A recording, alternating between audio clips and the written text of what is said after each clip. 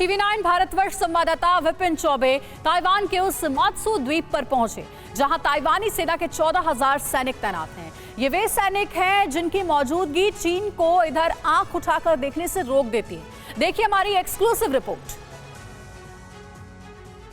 सबसे पहले हम आपको ये जो तस्वीर दिखा रहे हैं, ये ताइवानी कोस्ट गार्ड की तस्वीर है और आप एक लाइन से देखिए, हर नाव के ऊपर, हर जहाज के ऊपर आपको ताइवान का झंडा नजर आएगा, ताइवान की नेवी का झंडा नजर आएगा।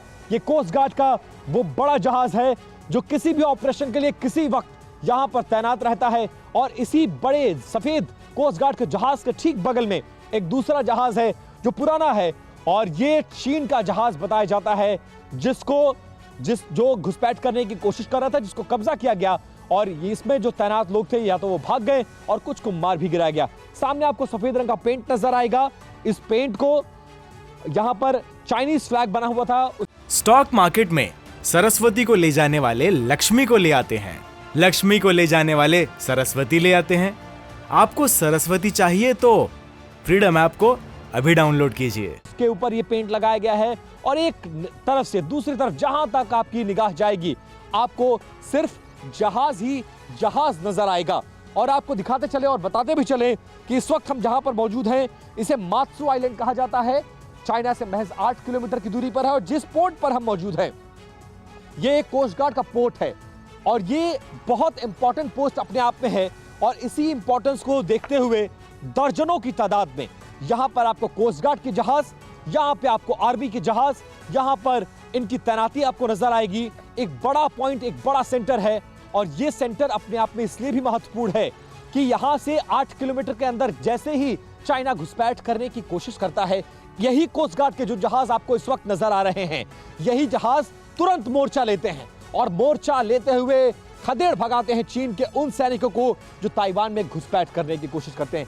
सामने आपको ढका हुआ एक तो वो इस कोस्ट गार्ड की प्लेन पे जो शिप है उस पर नजर आएगा। ये वो इक्विपमेंट है जिससे हमला करना, यानी मिसाइल सिस्टम है और टैंक सिस्टम लगाया गया हुआ है, टैंक और मिसाइलों से लैस। और हर जहाज के ऊपर अगर आप एक कॉमन चीज जो आपको नजर आएगी वो है इसका रडार सिस्टम, जिसके जरिए आसपास के इलाके में कौन सी जहाज कहां पर क्या गतिविधि कर रही है वो नजर रखा जाता है। सिर्फ बड़े जहाज पर नहीं, बल्कि इस तरफ अगर आप आएंगे, जो छोटे जहाज भी आपको नजर आ रहे हैं, इस पे भी एंटी मिसाइल सिस्टम और एंटी शिप सिस्टम लगा हुआ है, जो न सिर्फ एक एक गतिविधि को रिकॉर्ड करता है, बल्कि हर इस पूरे समंदर में, इस ताइवानी स्ट्रेट में क्या कुछ हलचल है उसकी भी एक एक रिपोर्ट ऊपर तक पहुंचाता है। इन तस्वीरों को देखिए और जिस जगह पर हम खड़े हैं वो कितनी महत्वपूर्ण जगह है उसको भी आप समझने की कोशिश करिए।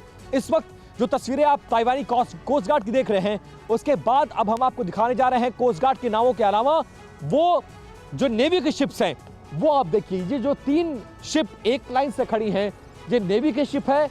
इसमें भी कॉमन यही है कि आप इन तीनों नेवी की शिप को अगर देखेंगे तो इसमें भी रडार सिस्टम लगा हुआ है जो किसी भी गतिविधि पे नजर रखता है, हर स्थिति से निपटने के लिए तैयार। और फिलहाल यहां पर इनकी तैनाती को बढ़ाया गया है। आमतौर पर कोस्ट गार्ड के 1 से 2 जहाज इस पोर्ट पर रहते हैं जो नजर रखते हैं, जो निगाह रखते हैं, लेकिन जंग और तनाव के बीच में इस वक्त माहौल जैसे जैसे बिगड़ रहा है, जहाजों की तैनाती बढ़ा दी गई है, सैनिकों की तैनाती बढ़ा दी गई है, निगरानी तेज कर दी गई है, समंदर में पहरेदारी की जा रही है। और इसी पहरेदारी की वजह से ताइवान अब तक बचा हुआ है। बार बार वो चाहता है, चीन चाहता है कि पहरेदारी में थोड़ी सी लैप्स हो और उसका फायदा वो उठा पाए। स्टॉक मार्केट में सरस्वती को ले जाने वाले लक्ष्मी को ले आते हैं, लक्ष्मी को ले जाने वाले सरस्वती ले आते हैं। आपको सरस्वती चाहिए तो फ्रीडम ऐप को अभी डाउनलोड कीजिए।